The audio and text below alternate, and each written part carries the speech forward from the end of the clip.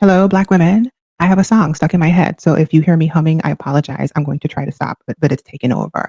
So a few months ago, I heard this voice in my head say, "You are consuming more than you are creating. You are distracted, and that is why you haven't put your thing into the world."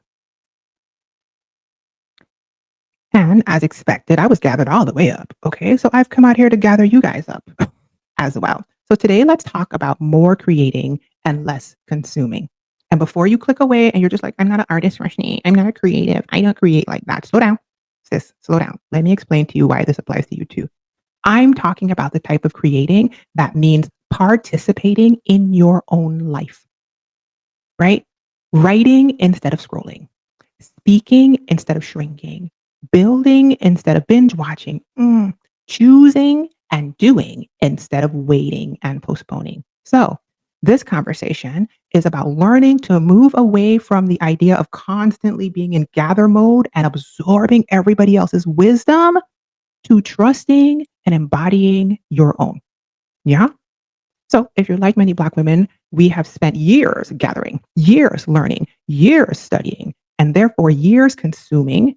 We got degrees, we read books, we write books, we got all the receipts, you've read all the posts, you've watched every video, and you still might feel like something's missing.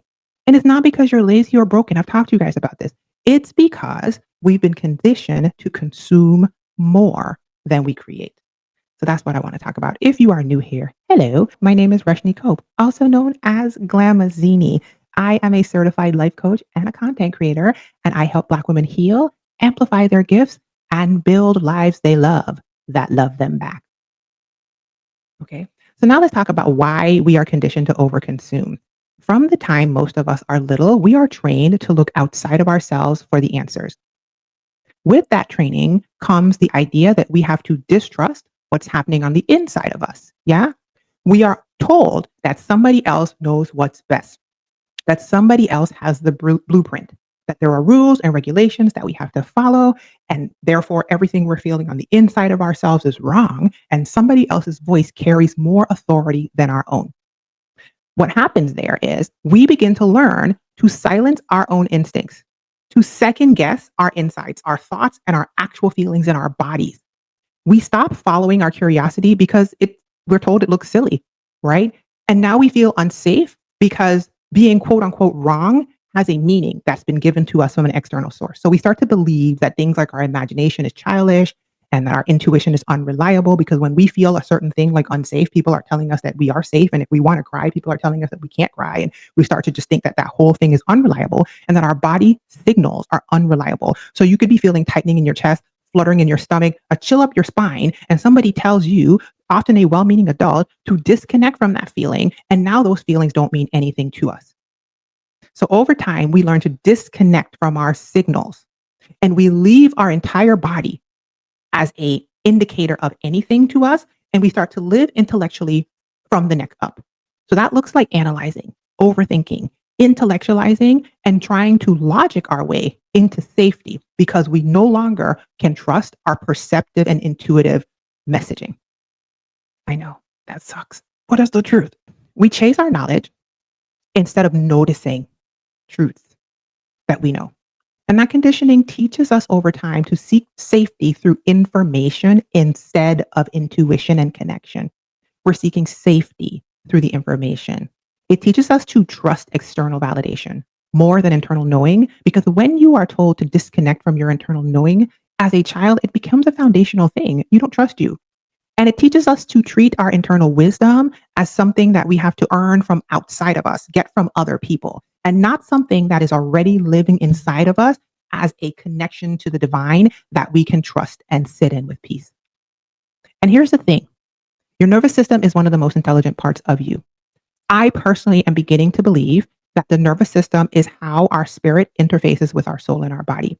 And I'm beginning to believe that we do it a vast disservice, our nervous system, by being taught to disconnect from it at such an early age for the sake of conformity. So, when we relearn how to listen to our bodies and nervous system, we relearn how to trust the language that our body knows just as much if not more, than your brain. My therapist, like a decade ago, was the first person to tell me that your physical sensations tell you the truth way before your mind clicks into it. Okay. Way before I even understood any of this. And I have learned that to be true in my own life. So when you relearn listening to your nervous system and you relearn to trust your body as a source of information and not just your intellectualizations, thank you very much. That's when the real healing can begin and the real creation and participation in your life can actually begin. Because when you say things like, I can just learn a little more and then maybe I'll feel ready. Let me just fix one more thing about myself. And let me go take this class. Let me take this course. Let me go work with this person, read this book. You are striving from a place that's not enough, right? You're like, when I'm finally enough, then I will fill in the blank. But here's what's really happening in your nervous system at that point. You seem to be trying to protect yourself, which is beautiful, right? It's beautiful when you think about it. But you're in survival mode when you're like that. Your brain is prioritizing control in an attempt to procure your perceived safety. So instead of creating something which feels unpredictable, because creating something means something out of nothing, something that wasn't there, you create it out into the world, you express it out of the world. You keep yourself in a loop of consuming because consuming feels safe to you, right? Consuming is the illusion of movement.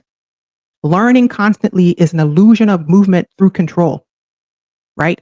You are in a stress response constantly, consuming, learning, getting another degree, doing a thing, starting a thing, doing a thing. And that's why you're stuck. This. You feel busy. You get up and you're doing all these things, but you're not actually building and creating a life that includes you or even belongs to you. And for many of us Black women, it goes even deeper than that.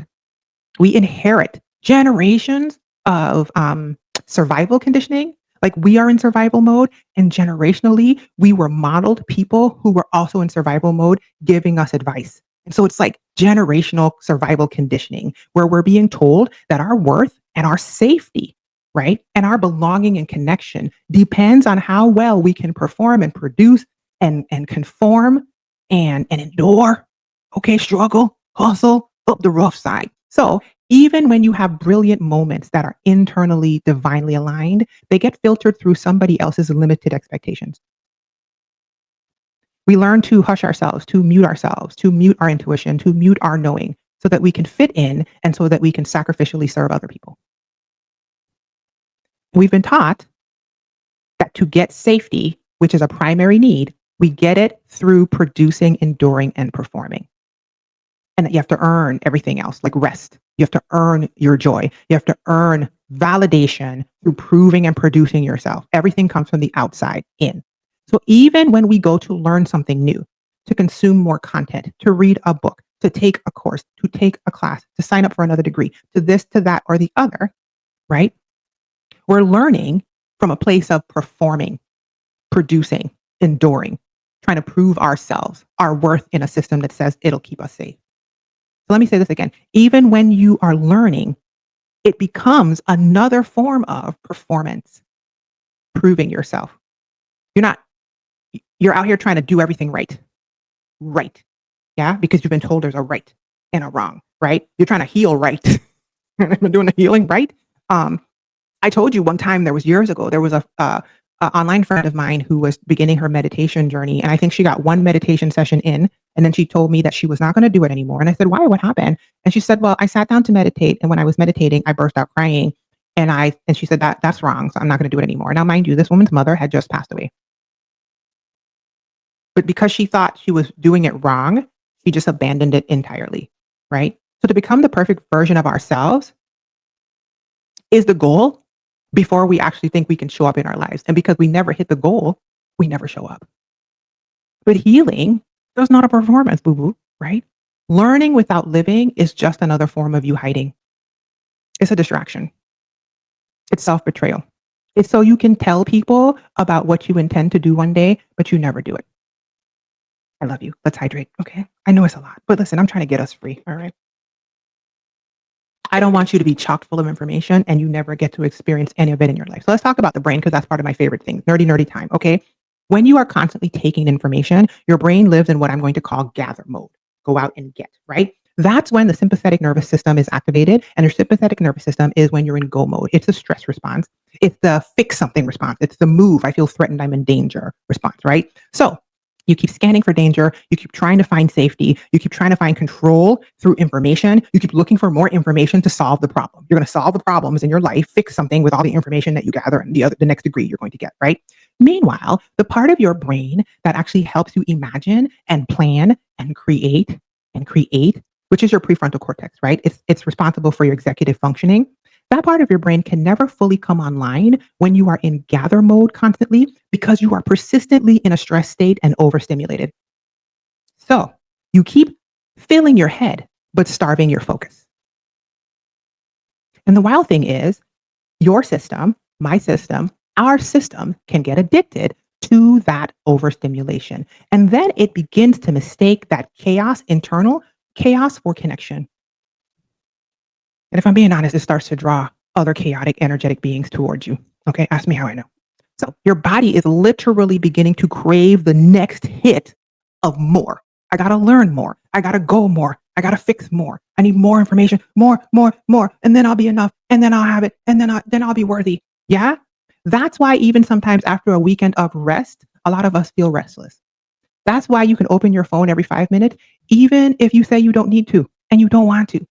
It's because you are addicted, right, to looking for safety in the familiar rhythm of information overload as a distraction. And here's the truth: your safety will not come from knowing everything. Oh, man, I had a therapist tell me that a few years ago, and I was like, girl, she was like, Rashni, it doesn't matter if you figure it all out.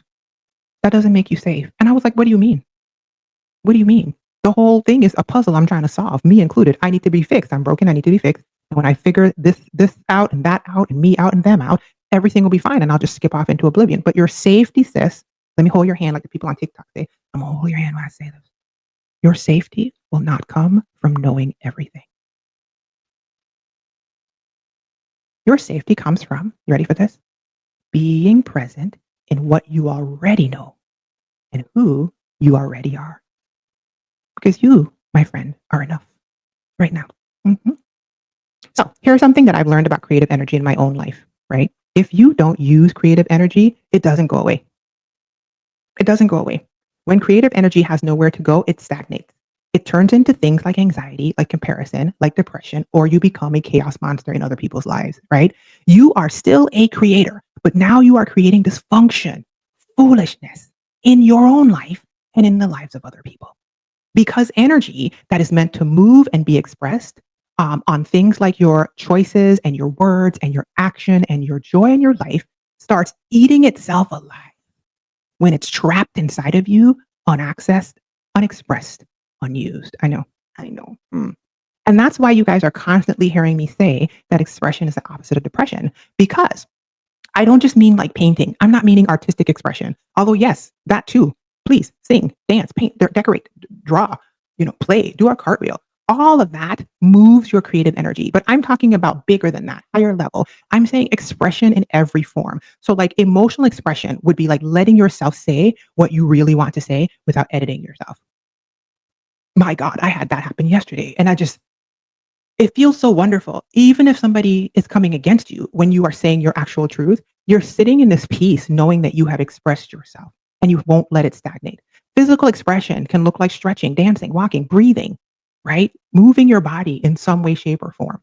Creative expression: cook a meal from scratch, try a recipe you've been meaning to try, rearrange your space, repot your plants, right? Relational expression: ask somebody for help, tell somebody no, tell somebody the truth firmly. Have a conversation you've been avoiding for good reasons or not so good reasons. Even spiritual expression, things like meditating, praying, journaling, sitting in the sun, sitting in silence, observing, listening so you can hear your own voice again, right? Making something small and intentional a choice every single day is how you remind your nervous system that it is safe to participate in your own life. It is safe to participate, to create in your own life, not just to observe it and not just to constantly prepare to fix it, to live it. Creation is how your nervous system discharges old stagnant energy and welcomes a new life. It tells your body, We're safe now. We can participate. We can create. So, how do you start from shifting from a person who's constantly consuming to a person who is creating as well as consuming? You're gathering, you're creating. That's the wrong way. You're gathering, you're creating. You're gathering, you're creating. Like breath, you're gathering information, you're creating something with it. You're gathering information, you're creating something with it, right? It's a lot simpler than we think. At least that's what I've experienced in my own lived life. You don't need to delete every app or disappear from the world. You don't need to like go up into the mountains and become a monk or a purist. Although if that's what you want to do, girl, go for it. Okay, I support you. All you need to do is practice what you've learned, which is also called integration. Practice what you've learned, which is also called integration. Gather, which is learn, and then do something with it, which is create. Gather and then do something with it, right? Integration is, wait for it, it's just applying what you have already learned. It's applying what you already know. It's the art of applying it. Okay. Integration is the art of applying what you already know. I got there. I figured it out. Right. So here's what that could look like. Instead of watching another video, pause, journal one sentence about how it applies to you, and then do something with that in your lived life. Instead of saving 10 more affirmations or writing down 10 more affirmations, pick an affirmation you already wrote and repeat it to yourself every single day for a week and see how that resonates with you in your life. Instead of researching another big thing, go back to one micro action that you already know how to do and start doing it today. Integration happens in small embodied steps in your daily intentional choices. One breath, one boundary, one choice, and one brave act at a time. It's the courage to show up in your own life. Yeah. I was listening to a podcast this week, and in the podcast, there was a guest named Michael Beckwith, who is apparently some kind of like spiritual leader dude. I didn't know. I looked him up, and he said this thing that really resonated with me. He said, theory is the beginning, practice is the advanced work. Theory is the beginning, practice is the advanced work. And what that meant to me is it's not about what we can recite or we learn or prove our worth by rattling off all of the accolades that we've gathered up. It's about what you live, what you do with what you've learned, right? Because theory is the beginning, but practice is the advanced work. So I would invite you to ask yourself, where in my life am I consuming more than I create? What's one thing that I've learned recently that I haven't actually put into practice yet? You know, you got 8,000 notebooks. Open one of them. Open that notes app on up.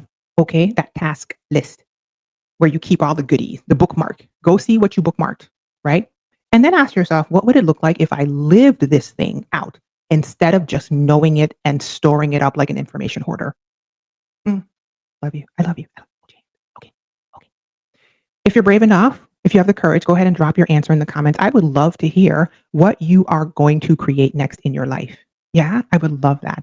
Inside of my virtual planning retreat is called Create Your Life Virtual Planning Retreat. This is exactly the type of work that I do. I help move us from information to integration, to participating in our own lives. We plan, we heal, and we build lives that actually include us in them. Okay? That we love and that love us back. Lives that move at the speed of peace and the pace of grace. Okay? We in there. Chill AF. All right? Lives that you actually want to live and that include who you are in them. The next cohort for Create Your Life Virtual Planning Retreat starts on December 12th. I'm going to do it twice a year in June and December. And this is where you can join us and have all that wisdom that you've been learning and collecting, not just be backed up inside of you, but be a practice, be a participation energy in your life, actually do something, be embodied, and be consistent change that shows up in your day-to-day experience, right? If you'd like to read testimonials, if you'd like to learn more about it, or if you'd like to join us in the next cohort, which starts on December 12th, you can do so at bit.ly/virtual planning retreat. Also, the price goes up on November 1st and it goes up again on December 1st. Okay. Remember, sis, you don't need more content actually. What you need is to do what you already know, right? And if you come and join us in the planning retreat, you can get structure, you can get community, and you can get accountability, because after the planning retreat, which is 1 week, we have 10 months of group coaching and accountability to actually integrate the things into your life so that you can create and build a life that you want to live, and not just keep plotting and planning and vision boarding it, but you never actually live it. So it's time to stop getting ready for your life and to start actually living it. Let's start doing the things that we've been learning and let's start creating. My challenge for you this week would be Before you click on something, before you scroll, before you save, before you gorge on another piece of information, ask yourself, am I consuming right now or am I creating? Am I consuming more right now? Am I getting fat and happy? Am I an information hoarder or am I creating? And if the answer is consuming, see if you can shift yourself to just 1% more towards something being created. And that would look like going to take a walk, write something, speak something, stretch your body, breathe, do something, write the page, paint the thing, walk the walk, make the spreadsheet, look up the information, do something else, right? Let what's inside of you come outside of you. Remember, gather, create, inhale, exhale, get it out of there, right? Express yourself, even if it's just 1% more than you did before, because you already know enough and you already are enough. And it's time to live what you know. I'm Rushni, known as Lamazini. Thanks for watching, you guys. Be well, be encouraged. See you next time. Keep creating. Here's a pineapple. Bye.